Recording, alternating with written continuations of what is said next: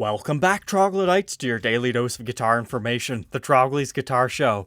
We've got a real rocker of a Les Paul today.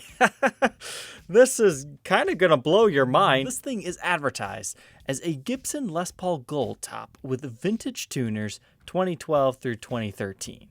Let's see if we can help this guy out to figure out what this thing actually is. Because at $15.99 plus $99 shipping, is this a shredder guitar's dream, or is it priced a little bit too on the high side? Let's find out.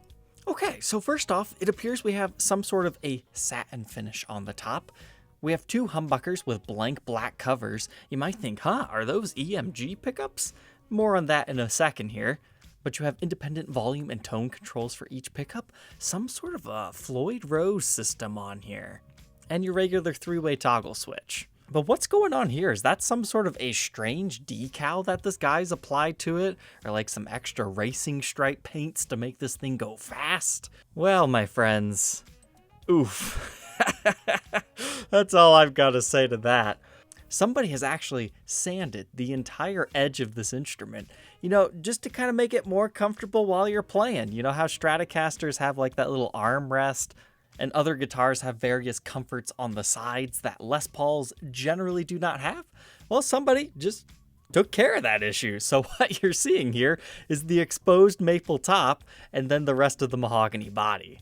That is a ballsy move to do to a Gibson. But wait, are we sure this is even a Gibson? This is kind of looking like a strange Gibson if you're asking me. But no, we're not calling this thing fake. First off, we need to take a look at this. This is the FRX system. It's basically a Floyd Rose that you can mount on any guitar without any additional routing. As you can see here, you don't have to chew up the entire back of the guitar to put springs and all that other stuff on here. It's a top mount system, and you can actually check one of these out in this particular video that I've done before. I thought it was an okay system. Wasn't necessarily my favorite, but it's not something that I would say, no, you don't want to buy it.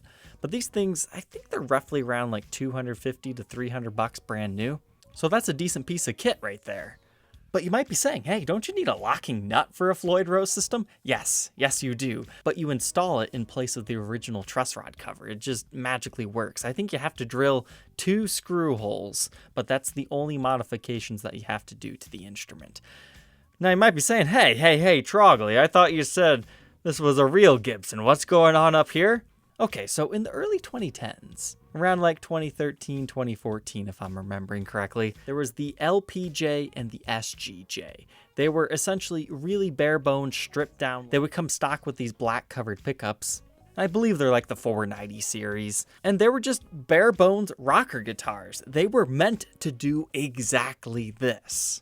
Modify them in crazy ways, make them your main gigging player. Put some scratches on this thing. But besides having regular specs here, maple top mahogany body, they also had maple necks. Now, if you want to check out one of these things, I've done a review on the SGJ. I thought it was a fantastic guitar, but somebody also upgraded the pickups in mine. And they also came stock with these Gibson Deluxe tuners with the black tips. So this one dates to 2013, about 2/3 of the way through the year there. So that answers his question on that one. It's not 2012 through 2013, it's just 2013. And it appears this guy put some play wear on it. You can see where the finish is worn off, but being a satin finish, it doesn't take too much to do that.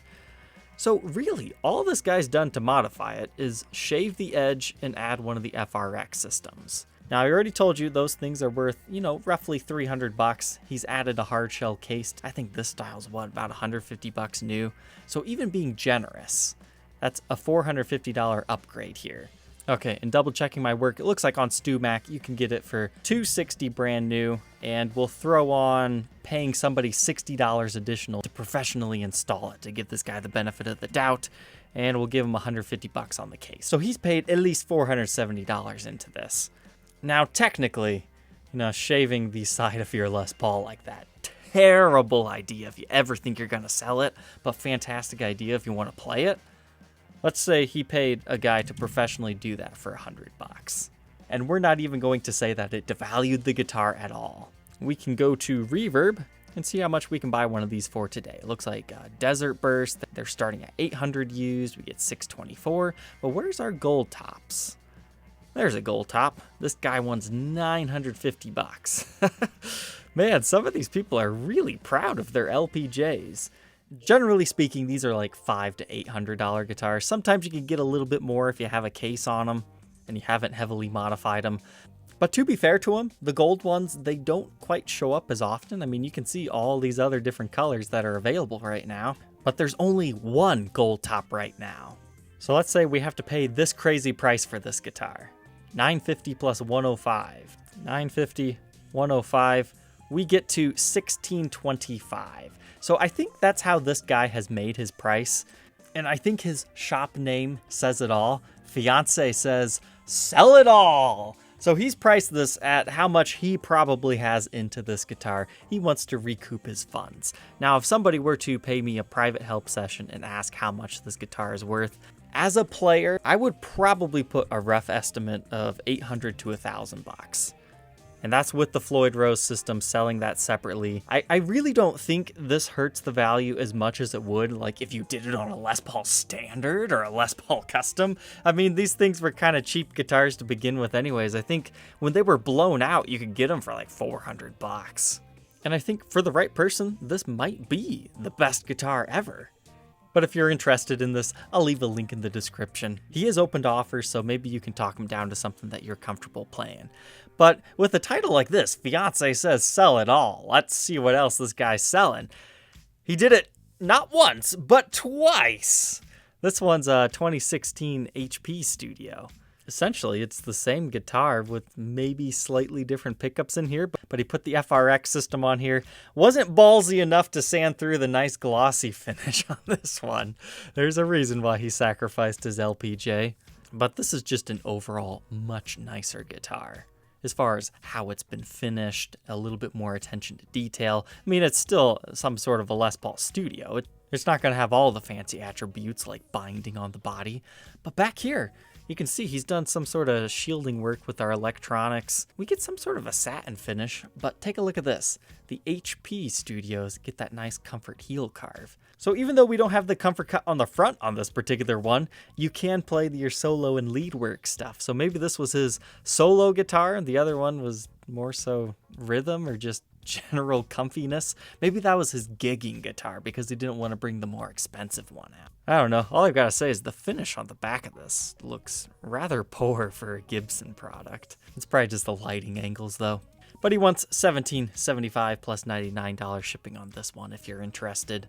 Out of the two of these, I would say this is the better deal, but it wouldn't surprise me if this is the better player because you also get the mahogany neck on this one. This one's got the maple. I like maple necks.